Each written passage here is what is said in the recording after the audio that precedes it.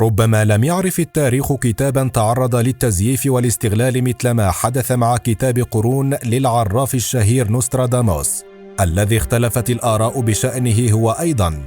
من أسباب اختلاف الآراء حول تنبؤاته هو أنها كتبت على شكل رباعيات شعرية بأسلوب مبهم مليء بمفردات من لغات مختلفة، مما يمكن تفسير معانيه بطرق مختلفة. فهل كان نوستراداموس أسطورة حقا أم أنه مجرد دجال يتلاعب بالكلام؟ في هذا الجزء من تنبؤات نوستراداموس سنعرض لكم الجدل الدائر حول نوستراداموس وأبرز عمليات الاستغلال لكتاب قرون في الصراعات العالمية، بالإضافة إلى آراء العلماء وتفسيراتهم المختلفة لهذا الكتاب. ابقوا معنا. نرحب بآرائكم ومقترحاتكم التي تتوافق مع سياسة قناتنا فيما هو مرتبط بالمواضيع التي من الممكن أن نعرضها عليكم. شكرا لكم.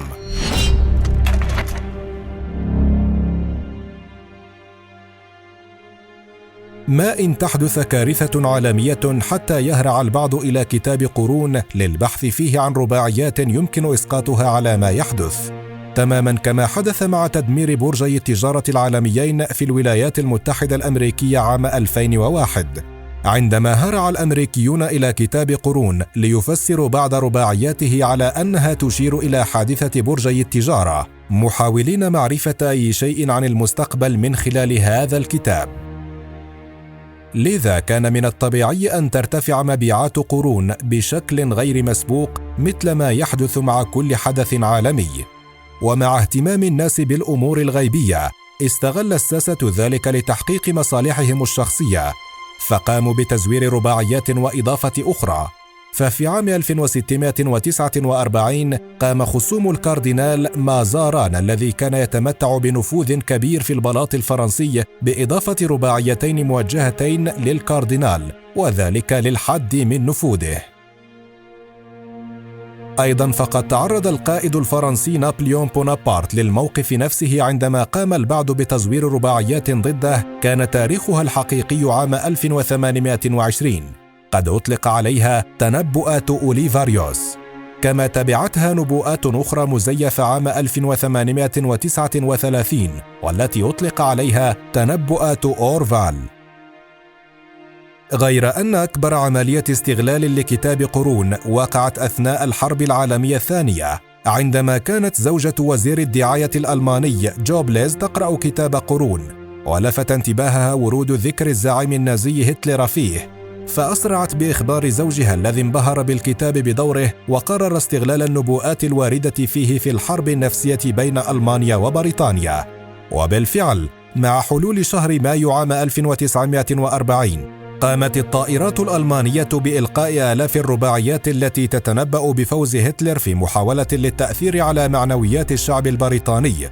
وبالفعل فقد لعبت تلك الأوراق مفعولها في نفس البريطانيين الذين كانوا يعانون من ويلات الحروب، فأتت تلك الأوراق لتدمر البقية الباقية من نفوسهم، الأمر الذي استدعى تدخل المخابرات البريطانية التي أنفقت أموالا طائلة بدورها لتأليف وطباعة رباعيات متقنة تتحدث عن انتحار الفهرر واندحار النازية، لتستمر الحرب النفسية بين الطرفين لفترة من الوقت قبل أن يتقرر إيقافها.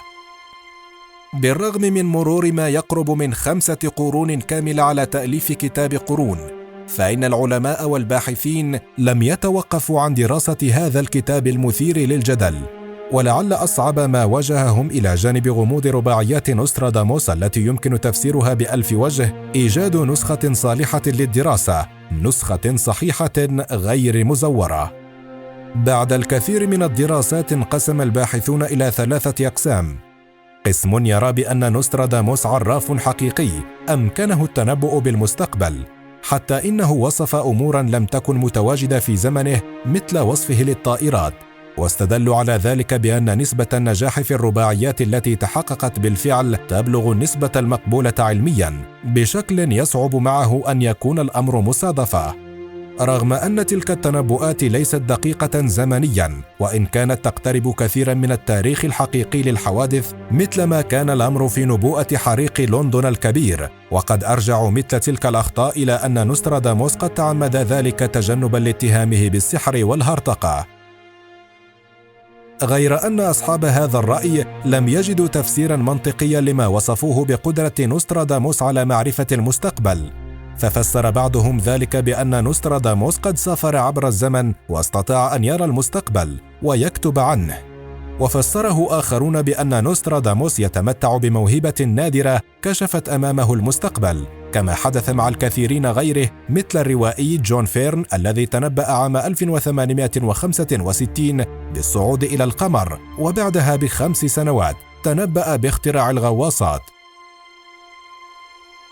كذلك الأمر بالنسبة للكاتب الأمريكي مورغان روبرتسون الذي تنبأ بدقة في روايته العبث التي صدرت عام 1898 بحادثة غرق سفينة التايتانيك، أي قبل 14 عاماً كاملاً من الواقعة. أما القسم الثاني فهو يرى أن نوستراداموس مجرد دجال أو ساحر يعلم أن التاريخ يعيد نفسه، وبذلك توقع أن بعض الأحداث التي انقضت ستعيد نفسها في المستقبل. قد استغل نوستراداموس معرفته باللغات المختلفة ليكتب رباعيات غامضة يمكن تفسيرها بأوجه عدة، مما يتيح للناس قراءة ما يريدون من خلالها، كما هو الحال في كلمة هيستر التي أسقطها الناس على هتلر. فتلك الكلمة يمكن أن تنطق إستر أو إيتر، وكلاهما لا تدلان على هتلر أو غيره، وكذلك الأمر مع باقي الرباعيات. واستدل أصحاب ذلك الرأي على كلامهم بأن نبوءات نوستراداموس تضمنت أخطاء عديدة مع الأحداث التي تم إسقاطها عليها بالفعل، فلماذا تم تجاهل ذلك؟ هذا إلى جانب عدد كبير من النبوءات الخاطئة.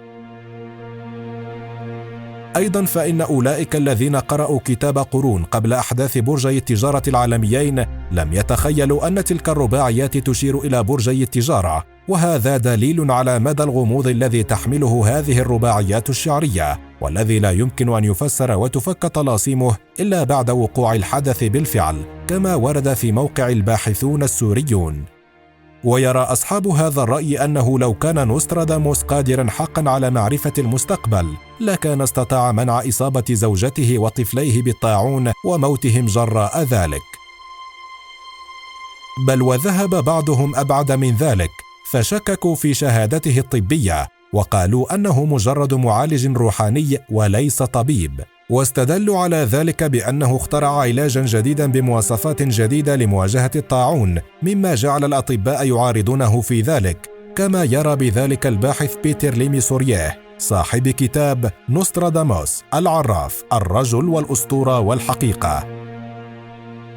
غير أن أصحاب هذا الرأي لم يقدموا تفسير لنبوءات واضحة تنبأ بها نوستراداموس بالفعل، مثل نبوءة الراهب فيليتشي بيريتي الذي ناداه نوستراداموس بقداستكم وركع أمامه، ثم أصبح فيما بعد البابا سيكستوس الخامس.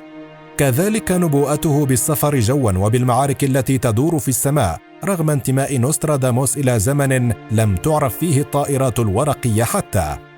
أما القسم الثالث فيرى أن نوستراداموس ساحر حقيقي، استدلوا على ذلك بأولى رباعياته التي ذكر فيها طريقته في التنجيم، حيث يجلس واحدا في الليل مع شعلة على حمل نحاسي ثلاثي القوائم يحدق فيها فينكشف أمامه المستقبل، تماما كما يفعل السحرة الذين يستعينون بالجن والشياطين للإتيان بخوارق الأمور، كما ورد في التراث الإسلامي، مؤمنين بأنه لا يعلم الغيب إلا الله، وأنه لا يطلع عليه أحدا إلا لمن ارتضاه من عباده الصالحين. مع اختلاف الباحثين وتضارب آرائهم حول حقيقة نوستراداموس والسر وراء كتابه قرون، ومع كل الأسئلة التي تدور حولهما، تبقى حقيقة واحدة، وهو أن الوحيد الذي يمكنه إماطة اللثام عن ذلك اللغز هو نوستراداموس نفسه، لكن أن السبيل إلى ذلك وقد توفي منذ زمن، ليبقى اللغز دون حل. أنت عزيزي المشاهد، هل تعتقد أن نوستراداموس أسطورة حقا يتمتع بموهبة أمكنته من قراءة المستقبل، أم أنه ساحر استعان بالجن والشياطين أم أنه مجرد دجال استغل جهل الناس للترويج لنبوءاته؟ شاركنا برأيك.